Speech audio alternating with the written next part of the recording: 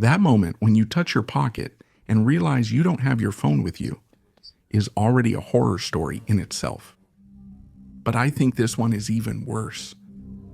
Last night, one of my friends picked me up and pretty much forced me to run out so we could catch the show of one of his best friend's bands. Once we were there after a few beers, I realized I didn't have my phone. I checked the table where we were at the bar.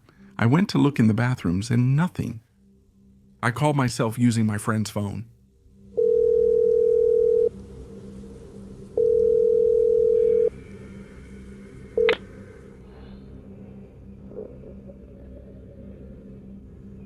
It rang twice and someone answered.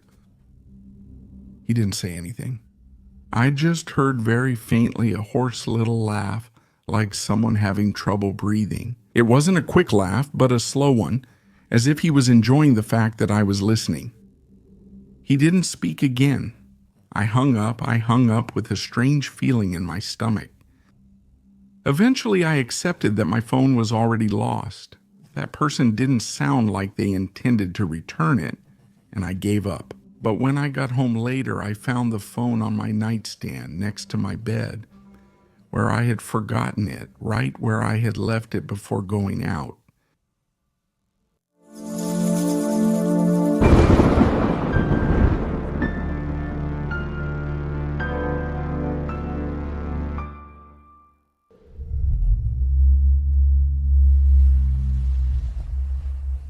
Good evening, community, and welcome to a special episode to thank you for so many years of stories. To thank you because we are now 2 million on YouTube, a number we reached a few months ago, and 2 million on Spotify, which we reached a couple of weeks ago. I hope you enjoyed the story we started with tonight, a story we told back in 2016.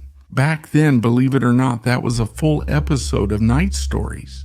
Thank you for being part of this beautiful project in the best community on the entire internet. You turned it from a space that was recorded with heart, from a little room with an improvised microphone made from an old MP3 player with a few hundred people listening, to a space that's now recorded with a professional microphone, but still with heart.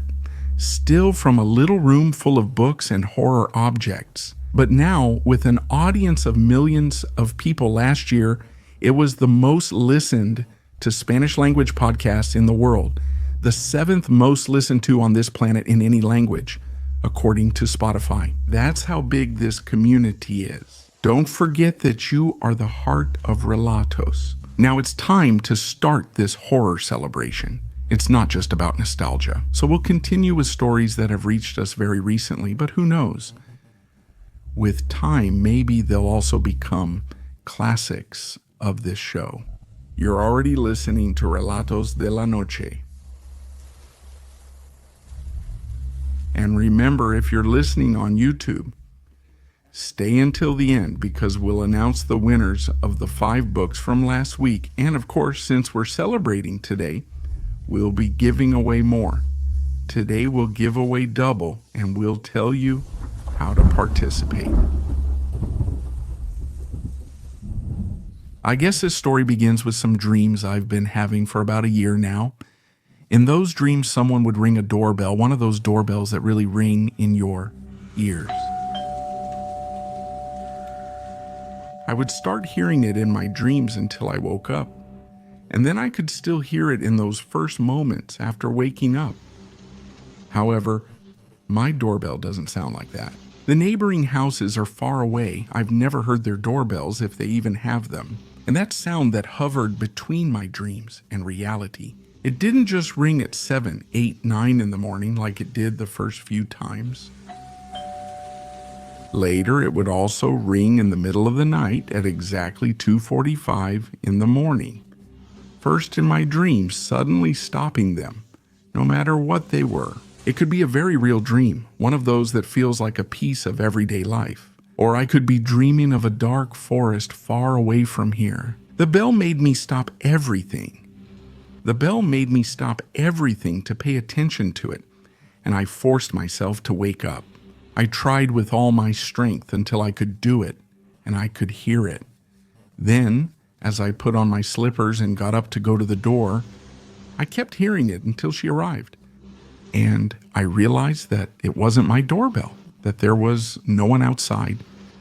Well, I have to be honest, when this happened in the early hours, I didn't dare look out the window or through the peephole in the door. I was really scared that I might see someone there. I was very sick for a few days and could barely sleep due to headaches. Resting was difficult, so I eventually used some sleeping pills I had saved for emergencies. I didn't like sleeping with them because I felt like I lost control, like I slept too deeply. And if something happened in my house, here where I live alone, I would be completely unprotected. That night around 8 o'clock, the discomfort was so much that I gave up. I needed to sleep, to rest, even if I had to take those pills to do it. The headache wasn't that intense, but it was sharp, constant. It didn't go away for a moment. I took those pills, I went to bed, I was finally able to fall asleep, I was finally able to rest.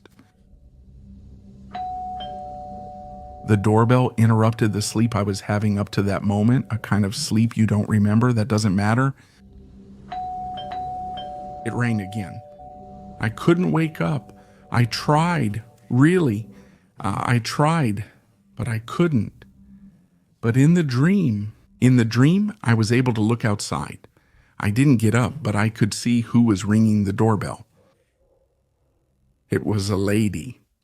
A lady in an old nightgown, the kind they used to wear with a badly placed wig, with round glasses, very small and dark. I got the impression that she was blind, and she was ringing my doorbell. Suddenly I found myself in another place. I was on a beach at night looking for Marco and Santiago, my nephews, my sister's sons. I knew they were there somewhere, and I had to find them. I could hear the sea, but I couldn't see anything at all on the beach, and I walked in the darkness. I heard voices in the distance. I thought I heard Marco's voice, and I ran in the darkness, almost tripping over the sand. Then I was back in front of my house. The lady had already moved away from the door. She was on the sidewalk under the light of the lamp in front of my house. She walked away, then turned to me, again as if she could see me. She held knitting needles in her hands, very long ones.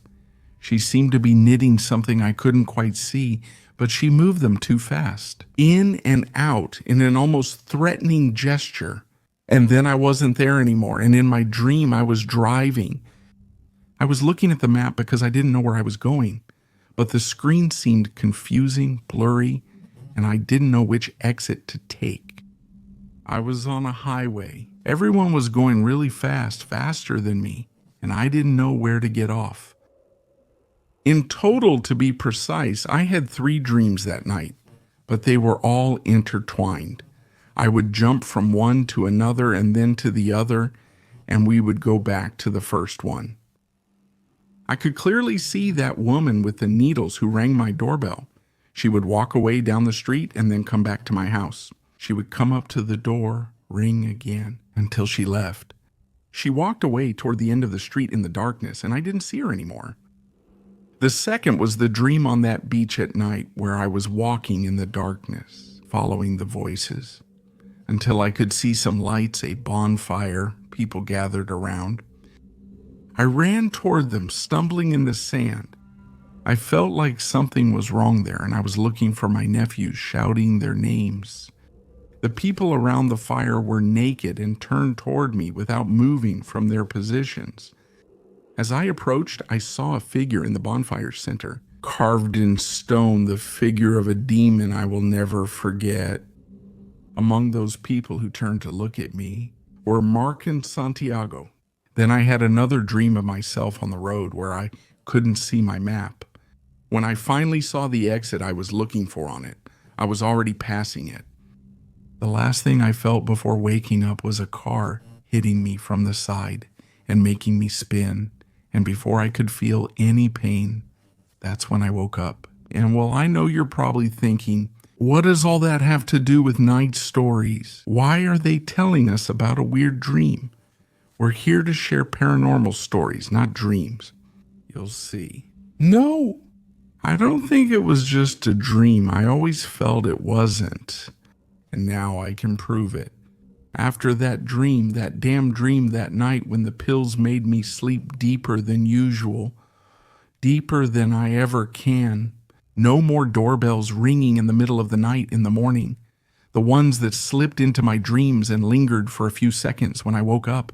They were gone. I never heard them again. But my sister started visiting me.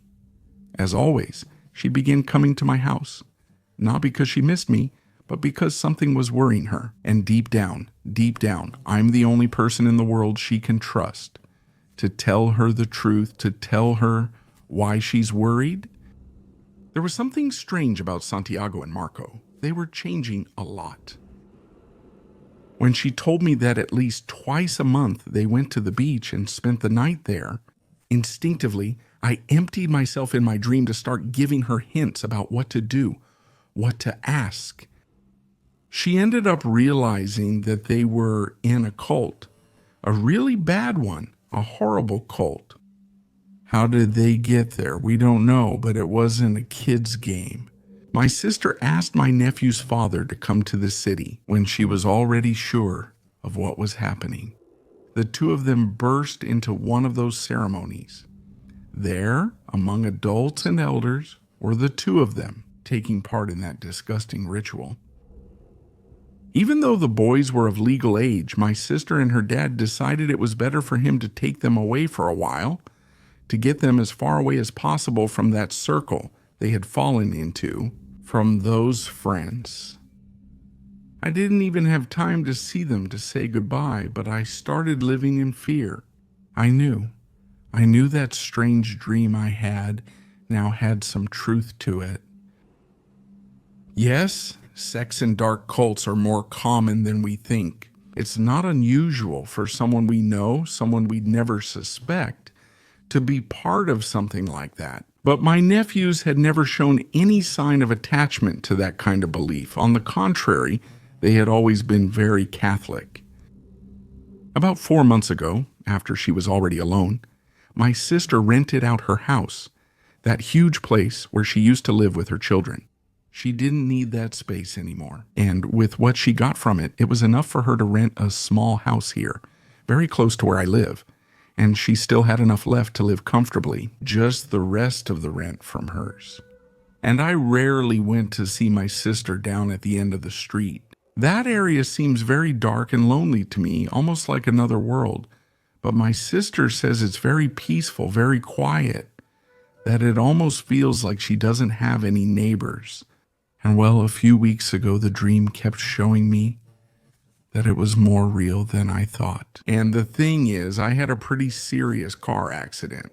However, it wasn't because I took a wrong exit like in my dream. No, I had a drop in blood sugar, something I didn't know I was prone to, and I lost consciousness on a highway. My car was totaled, but I was very lucky. Not to have died and not to have hurt anyone, but very lucky. When I lost consciousness, my car veered off onto the shoulder. Then it started rolling through the vegetation around, which slowed it down a bit so that when I finally crashed into a tree, I didn't get trapped there. I was very lucky to wake up a day later, sore but conscious, and that a week later they were already discharging me so I could go back home.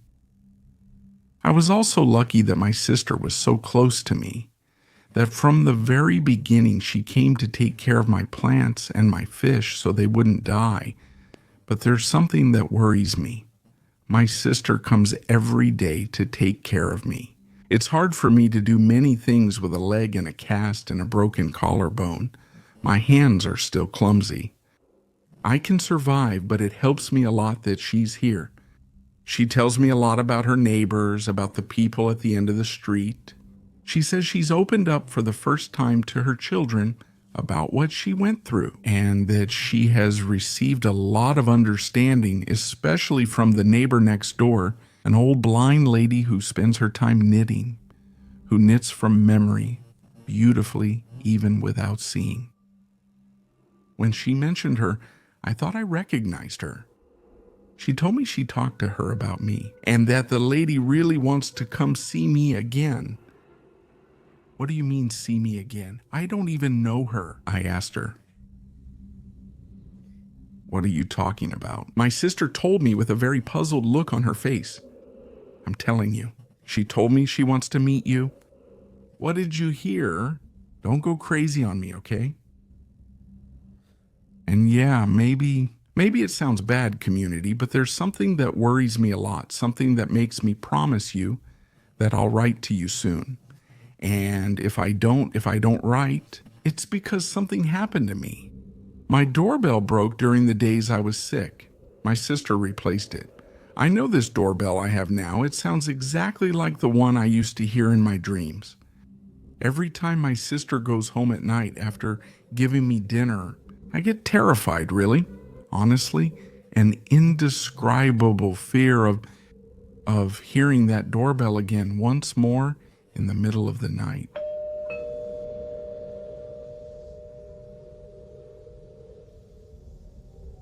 The previous story, Comunidad, has a lot of the inexplicable, and there will be those who say it's more mystery than horror. But you should never underestimate the fear that can be caused by finding yourself in a situation you can't understand. That goes beyond all our understanding of what is real, of what is possible. And yes, like many of the stories here in Night Tales, since they're real stories, well, there isn't a conclusion. There's stories that keep developing. And honestly, I think on behalf of the whole community, we wish this protagonist the best of luck. We hope to hear from you soon, and that it will be good news, that you won't have any more stories to tell us. The next story might go in a similar direction, but well, I'm not going to spoil anything for you. Go ahead and dive in on your own, and don't get lost in the darkness.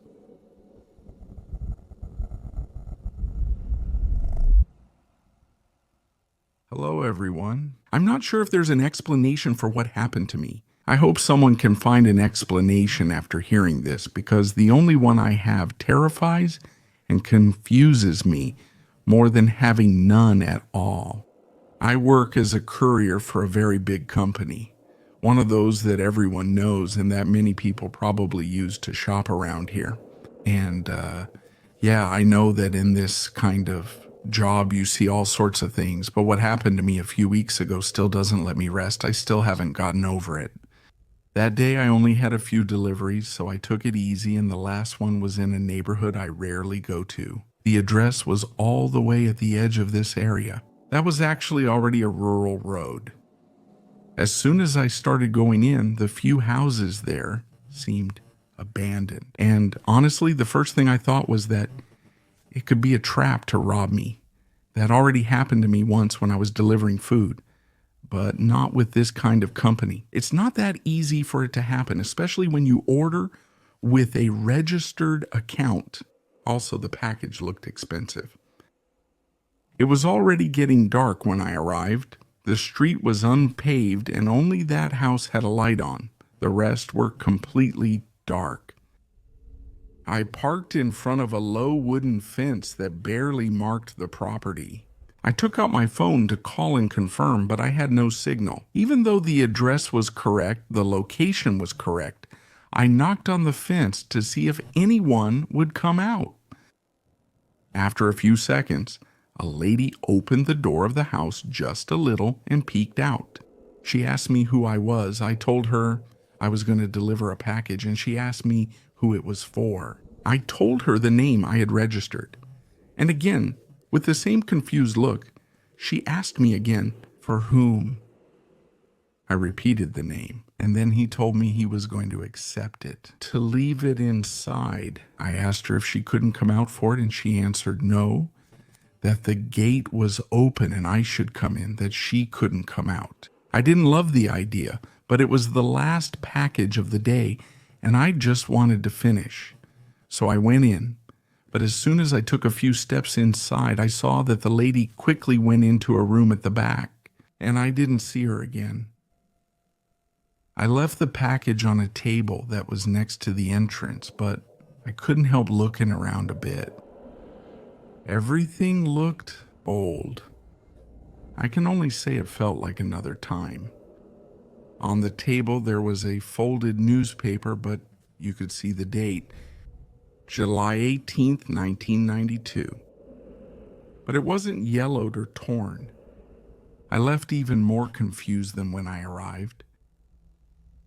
When I had signal, I marked the package as delivered and left. The following day, a notification popped up in the app that the package was never delivered. I confirmed again that yes, I left it inside the house, that someone even received it, but they asked me who. And that's when I realized I never asked the lady for her name. A few days went by, and a replacement package was sent back to the distribution center so another delivery person could take it.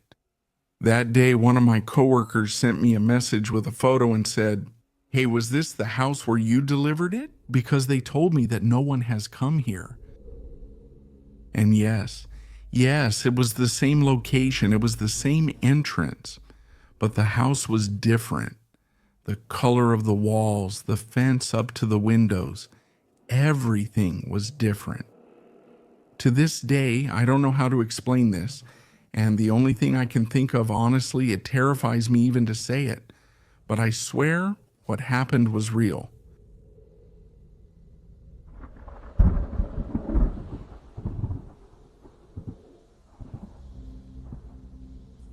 Hello, everyone. What I'm about to share happened several years ago, when I was still in college during the break between my second to last and last semester, and I had to go work for a few days in Reynosa, Tamaulipas. Back then, the city already had a reputation for being very dangerous. Living or working there required constant caution, not just because of the insecurity you find in any big city, but also because, well, it was and still is a border area heavily marked by organized crime. And I didn't know anyone there. My job was to supervise some construction projects. The owner, knowing I'd be there several days, offered me a place to stay. At first I thought it would be an apartment or a small room in a house, something normal. But when we arrived, they took me to an abandoned building near the border on Eldama Street. From the outside, it looked like ruins. Stained walls, broken or boarded up windows, a rusty, ill-fitting gate, and an entrance blocked with wood. But they insisted that it was there, that I shouldn't complain so much until I saw the inside, unless I was too scared to go in. Of course, I wasn't scared, and well, actually inside it wasn't as bad as I expected. The hallways still had the floor intact, the walls had peeling paint, but there was no trash or excessive dampness. On the fourth floor, the top one, there was a small room with a bed, a table, and a bathroom with hot water. "You can sleep here," they told me. It wasn't nice, but it was there. It was free, and I didn't have another option. They didn't pay me much. If I could save money by staying there, then all the better. So I accepted. The first night, after a whole day at the construction site, I went to bed early. I don't know how much time had passed when I heard footsteps on the stairs, slow but steady.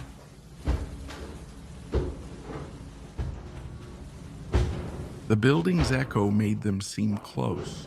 Higher and higher I counted. 1, 2, 3 floors. And the footsteps stopped right in front of my door.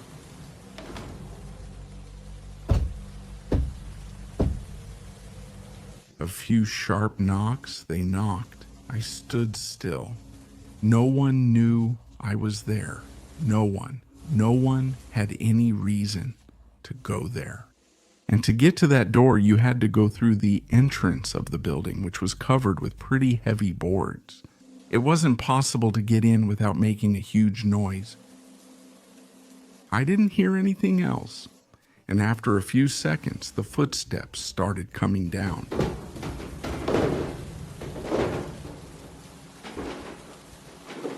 When I peeked through the crack, I didn't see anyone or hear the front door open or close.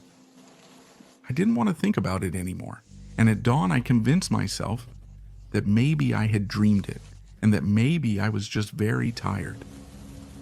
The second night, again the slow footsteps coming up, the echo throughout the building. They stopped in front of my door and knocked. This time I gathered the courage to ask who it was. A woman's faint voice, as if speaking from afar, asked,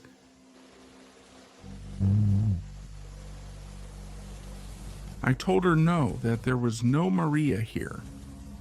I bent down to look under the door, but I didn't see anything, only the darkness of the hallway. The footsteps went away, went down again, and once more I didn't hear anyone leave through the entrance. The next day, at lunchtime, I asked the owner if there was anyone else living in the building. He told me no, that he made sure no one got in, that he had already had problems with that before, but that no one would dare to do it again. He left me there talking to myself and went to scold someone else. I sat there eating, unsure what to think. I didn't think much of it. But before he left, at the end of the day, he pulled up beside the engineer's truck, giving me a ride, and said, if someone knocks on your door today, just don't open it. That night I arrived determined to make sure there was no one in the entire building. When they dropped me off, I went in quickly. I checked floor by floor. They were all empty. There were no furniture, no old mattresses, no signs that anyone was hiding there. I went to the 4th floor, closed the door, and considered taking a shower. I lay down for a moment and was almost falling asleep when the footsteps again, 1, 2, 3 floors up to my door. But this time, before they knocked, I jumped up and opened the door. The hallway was empty. There was no way anyone could be hiding. There was no sound of doors or anything.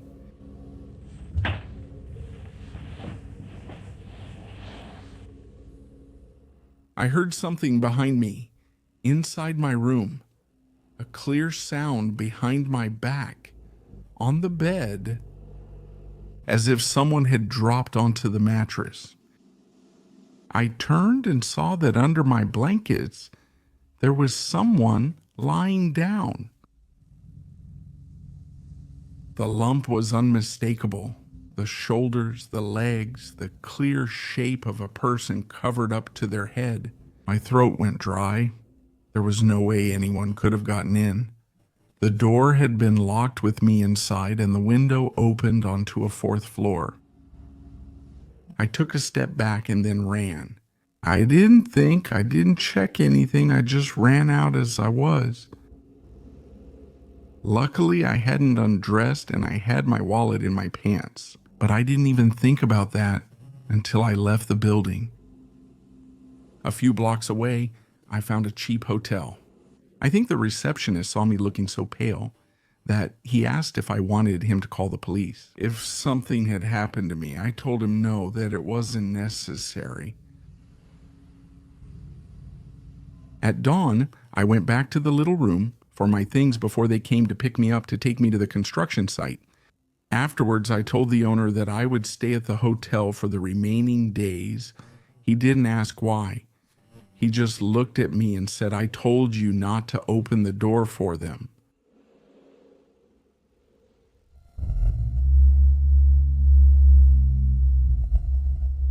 Thank you for still being here, my dear community. What did you think of the previous story? It's one of those stories I can picture clearly, as if I were living it myself. Please don't forget to leave us your opinions. Your comments are very important to us, and as you can see, we try to listen and improve. For everyone who is asking us for more stories, you've seen that we're working twice as hard this year. And if you're listening to us on a platform without comments, we'll always be there, keeping an eye on our social media, especially on Instagram, where we even end up sharing memes about the stories with you. So please follow us over there. How much has everything changed? Relatos de la Noche started with episodes that were 2 or 3 minutes long. And look at how far we've come on this journey. And speaking of that, since we're in a special episode, I want to share with you a story that we told for the first time 10 years ago. A story that I bet most of you haven't heard.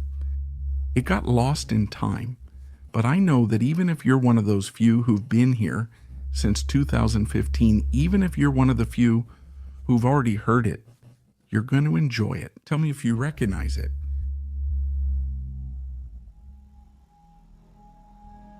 Hello, community. I don't know how much of the paranormal this story has, but I want to share it with you because it's still one of the scariest things that has ever happened to me. It was 25 years ago. I went to the city of Querétaro for a youth sports event, a national Olympics. I was going as part of my state's team, but I didn't know the other team members because they trained together at their schools, and I didn't. I did it on my own with my dad. That made me stick with two other kids from the airport who also weren't part of the main group, who trained at the same place, Mario and Eloisa. And honestly, that also made it easier for us to sneak away from the coach's supervision. All we had to do was take off our uniforms to be able to leave the hotels without any problem, because none of the coaches knew us. The morning after we arrived, instead of going to see the start of the sporting events and supporting our teammates from the state, whom we obviously didn't know, we decided to sneak out to explore the city. We were probably 13 or 14. We took off our team uniforms and went out for a walk. We took the first public bus that came by, but it was going in the wrong direction. We did it for the adventure too, at a time without cell phones, without maps, above all. So instead of taking us to the city center, it took us out to the outskirts. When we realized it, we started laughing and thinking about what we could do around there to have some fun. In a neighborhood, and a passenger, upon hearing us, told us that there was a pyramid around there. We got off and walked through those almost deserted streets, trying to find it, but we couldn't. The sky was cloudy. The afternoon looked dark. It seemed like it was going to rain at any moment. We were already off the main streets when we took a taxi. The driver, an old man, told us that if we wanted to go for a walk not too far from there was a dam we could visit. And again, thinking that we just wanted to have fun, we said yes. He took us to a completely deserted place. He said it was because it was Monday, but that it was usually full of visitors. We paid him and started walking around, hoping to find something interesting to see. Since we were so young, we didn't feel in danger. We couldn't measure it. Exhausted, we walked silently until about 100 meters ahead. We heard a woman scream, a scream of pain. We exchanged a look and silently knew it was time to return. "Let's go find a police officer and tell him what we heard," said Eloisa, breaking the silence. It was nothing. Sure, someone wanted to scare us, but it was very quick. "Before they noticed at the hotel that we left without permission," said Mario. We walked without really knowing where we were. We were hungry and already tired. In the distance, we saw a group of people gathered. It looked like a family meal or something religious. They were preparing food and there was music. We approached to ask how to get back, and maybe with a bit of luck, to see if they would invite us to eat something. We walked past some children who were away from the group. They stood still as soon as they saw us. When we reached the center of the gathering, the music, which sounded like indigenous music, like in the movies, suddenly stopped. Everyone there fell silent and looked at us very seriously. With annoyance, I would dare to say, no one said anything. Then we heard a woman scream again. We turned toward a hill and there was a naked woman, her face covered in blood. By her side, 4 people dressed completely in black with smooth white masks without any expression. I heard movement behind me. Mario and Eloisa were already running through the crowd, straight toward a field, and I ran after them. Someone behind us shouted an order, and several men and women started chasing us. Mario and Eloisa were about 20 meters ahead of me. I felt someone scratch my back. A woman of about 40 had almost caught up to me and was shouting something I can't remember. My friends ahead were already climbing up to a road. To my right, I heard another scream. A man dressed in black, wearing a white mask, was running straight toward me. "Run!" shouted Eloisa. I ran with all my strength. I climbed up to the road, and my friends were throwing stones at whatever was coming after me. Luckily, we were athletes. Luckily, we trained a lot, because if not, we wouldn't have escaped. When we looked toward the field, we saw about 15 people standing still, watching us as we walked away down the road. A pickup truck was approaching. We waved at it, and it stopped. It was an older couple. We told them that we had just been chased and that we wanted to go back to the city, that we wanted to know how to get back to Querétaro. They told us to get in. We helped Elena. I got in and gave Mario my hand so he could get in. When we heard a patrol car behind us, a young police officer in his 20s got out. He spoke with the driver of the truck, rested one hand on the trunk, and very subtly signaled us to get out. "Guys, I'll take him," he said. And without thinking, we got out and then got into the patrol car. We told him who we were and what happened. He told us he would take us to the edge of his area, that there he would call a safe taxi for us. He told us to go straight to the hotel and not to leave until we were with our coaches. "Take care of yourselves. There are a lot of sick people around here," he told us before we got out. When we got to the hotel, Eloisa confessed that she looked back when we were in the patrol car. She said she saw how the truck that almost took us, the one we had already gotten into, went off the road and headed toward the place where we had seen that strange ritual, where everyone was. Mario mentioned that when he went in there, he saw several brand new cars parked. And me, I remembered that the children, the first ones we saw separated from the group, had white masks hanging on their backs. I'm not sure how much was real and how much was just fear, if anyone knows that officer. Even after 25 years, I'm sure she remembers us. I hope she knows that, even though we had no idea what was going to happen, we will be eternally grateful to her.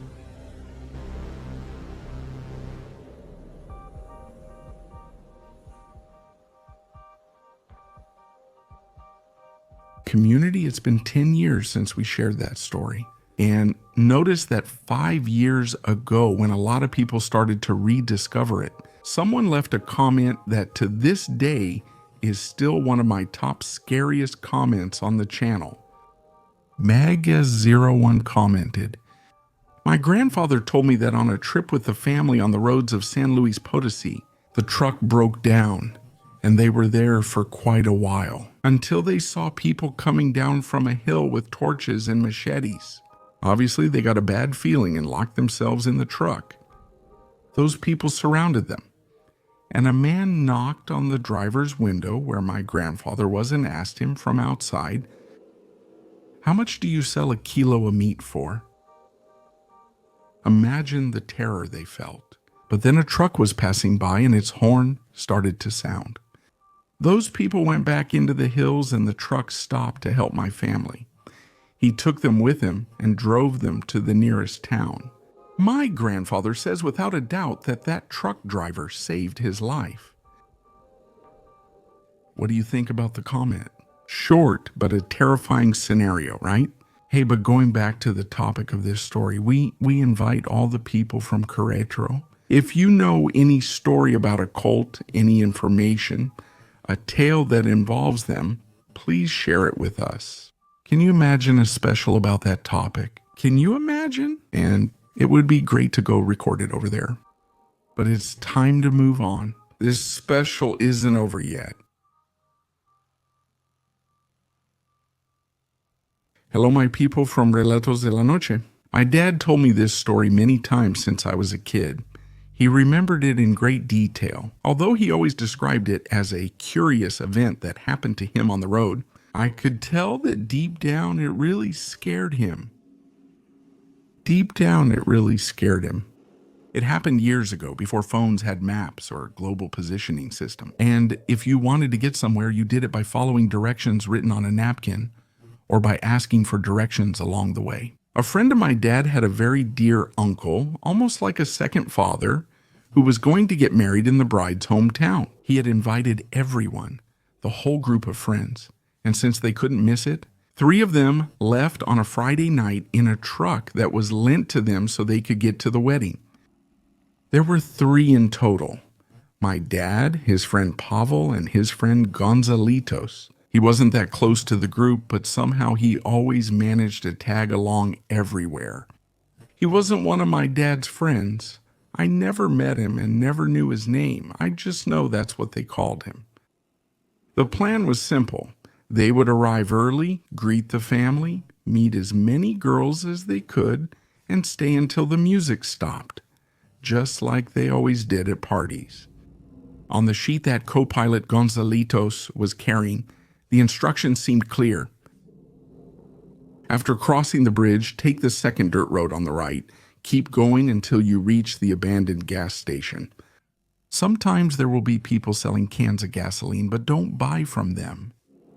Turn left, continue until you hear music, and that's where it is. It sounded easy, but when they took the dirt road and passed the abandoned gas station, the music didn't come. No music, no houses, no people, nothing. The road kept narrowing as they continued. Sure, it must be close by now.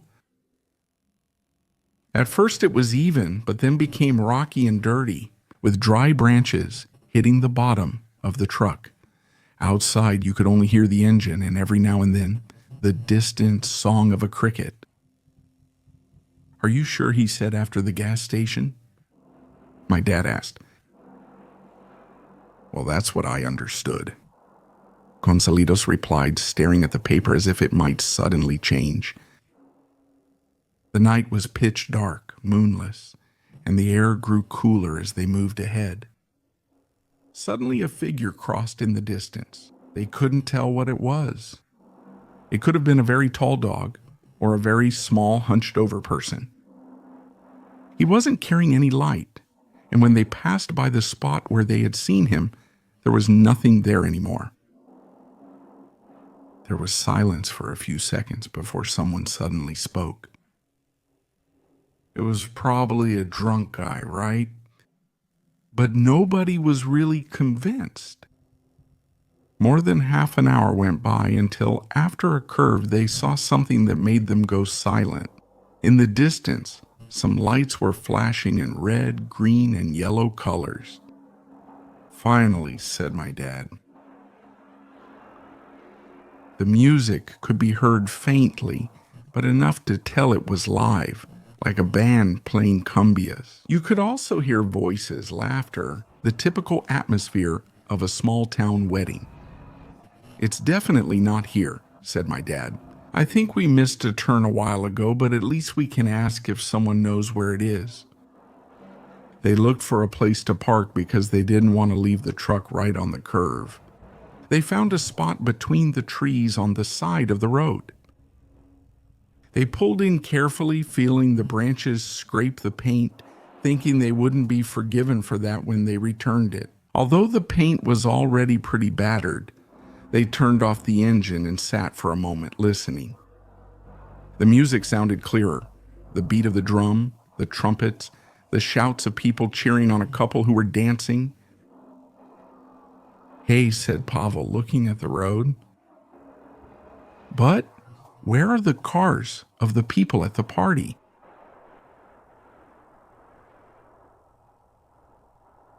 As soon as he finished the sentence, everything went silent. No music, no voices, not a single sound could be heard. The silence was so sudden that they felt their ears ringing. "Did the power go out?" asked Gonzalitos. They got out of the truck. They looked toward the curve, but when they peeked, there was nothing.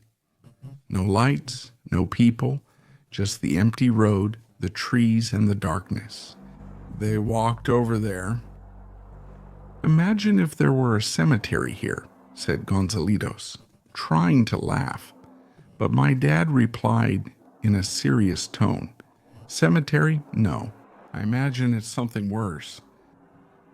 Among the branches where they had seen the party, there was now a clearing with disturbed soil, as if someone had dug there a long time ago. Some of the trunks were burned, and among them bushes that were already several years old were growing. They didn't know, nor could they imagine what had happened there. Maybe an accident because the curve was dangerous. Maybe something worse, something much worse, something violent.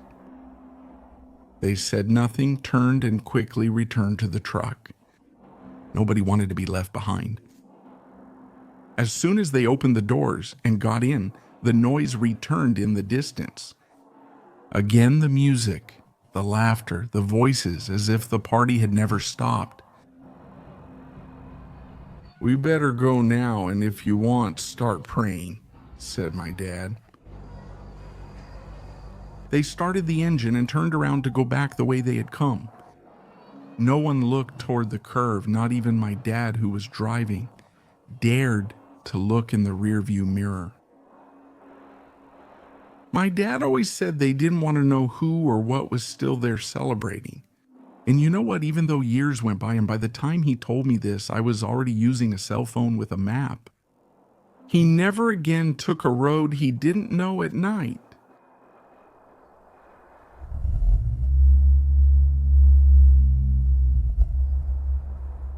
Community.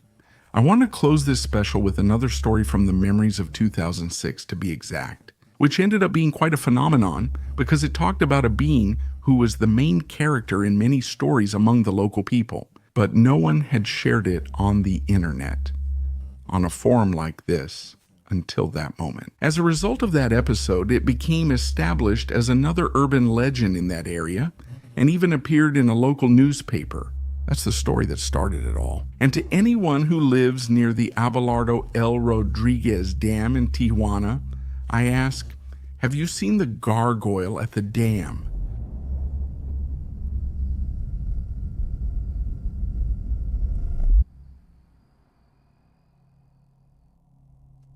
I'm going to share something with you, but I ask that you don't publish my full name. I would also prefer that you leave out the name of my business, although I will tell you what it is so that my story has more credibility. I've known about this for a while. I've been told different versions about the same thing, although each person describes it with different details. I have my business on the road that leads to the Abelardo El Rodriguez Dam in Tijuana. Before me, the same place was occupied by another family business, and I used to go there a lot. So I've spent practically my whole life in the area, which I feel is less and less crowded. The first time I heard about this was when I was a child. I used to visit the place I mentioned to you, and the son of the family who owned the business next door used to play with me. We were the only kids around, so we inevitably became close. One day, as soon as he saw us arrive, my friend ran over to our truck. He was signaling me to hurry and get out, desperate. When we finally got out, he started telling all of us, even my parents, that his brother had just seen something. My dad, skeptical but curious because of the boy's obvious excitement, asked him to calm down and explain to us. It turns out that the older brother, a young man about 15 or 16 years old, would go out running very early before going to school, almost always when it was still dark. That morning, as he was passing along the narrow 2-lane road over the dam's embankment, he heard a sound that caught his attention, a kind of heavy sigh that seemed to come from the upper part of the gate structure, about 15 meters up. He stopped, trying to see in the darkness, but he could only make out what looked like a silhouette. He thought it was his imagination and kept jogging. Then he heard a strange sound, like something big unfolding. When he turned around, he managed to see a dark figure, barely perceptible, but with huge wings spreading out. He ran as fast as he could until he found a truck and asked the driver for a ride. And hours later, already at home, he still had a fever, maybe from the fright. From what I heard, it was several years before the poor guy dared to run around there again. Over time, I buried his story in my memory. A lot of stories have always been told around that area. Stories about ghosts, about La Llorona, about a woman in white. But years went by before I heard about this creature again. And from 2005 onwards, I've started hearing stories more and more often. What I'm about to tell you, for example, happened years ago. I was talking with a friend who worked at the police command, the one that's a few meters from the entrance to the dam. It was already late. It must have been past 10 at night, and we were almost saying goodbye when a pickup truck sped into the station's parking lot. Because of the security situation in Tijuana, that obviously alerted all the police officers. But the ones who arrived were some very frightened young men. They got out asking for help and told us what had just happened to them. They had gone to the dam area, which at that time was almost dry. They stayed there for a while, late into the night, listening to music and with a small campfire. Suddenly, they heard a loud noise near them. They turned off the music and tried to investigate with their flashlights among the bushes, thinking that maybe someone had come closer. One of the girls suddenly screamed and everyone pointed to where she was pointing. They described seeing a winged figure, over 2 meters tall, that moved at an impossible speed among the bushes. Then they lost sight of it, but they heard the beating of enormous wings moving away. I heard everything they were saying, still shaken, scared to death. The police made them go into the station, and that's where I said goodbye to my friend. A few days later, he visited me at my shop. I asked him how drunk those young men were who had talked about a winged monster. He told me that only one of them was drunk, and that the matter was much deeper than it seemed. Despite how outlandish it was, there were several reports about it, even from police officers, but they were never taken seriously. I already got to see it, he told me. I already got to see the gargoyle. I smiled nervously, hoping he'd say it was a joke, but he stayed serious and shared his story. This one. We attended a co-worker's son's baptism nearby some time ago. Some left cars outside the station, and after it ended, I retrieved mine. Co-workers without a car asked me for a ride. One sat up front with me while a secretary sat in back. We chatted cheerfully, still in the party mood. When I braked halfway across the dam, I stopped abruptly. We fell silent, trying to understand what we saw. About 50 meters away, there was something crouched down. You couldn't see its head or any clear human shape. It seemed to be covered by a black blanket that was way too dark. Even though it was lit up by the car's headlights, it was completely black. Even crouched down, it seemed to be over 1.5 meters tall. I switched the lights to high beam and it flew. I swear it flew like a huge animal, but with a humanoid shape, like a man flying. It was the gargoyle we had heard so much about, the one we thought was just a simple story. When I finished telling the story, I noticed a customer was listening closely. He came over and shared his own experience with us too. And from that moment on, as if by coincidence, I started hearing about more sightings from many people in this area. Last year, at least 5 or 6 sightings were reported as far as I know. Some people say that it steals livestock, especially goats. Others claim to have seen it coming out of the dam gates. And recently some boys told my son that according to them, they saw it carrying what looked like a 2 or 3-year-old child in its claws. Although I think that if something like that had happened, it would have been big news. It wouldn't have just faded away like that. I'm sharing this with you because I'm really interested to know if there are more people with stories like this, and if they've told them to you as well.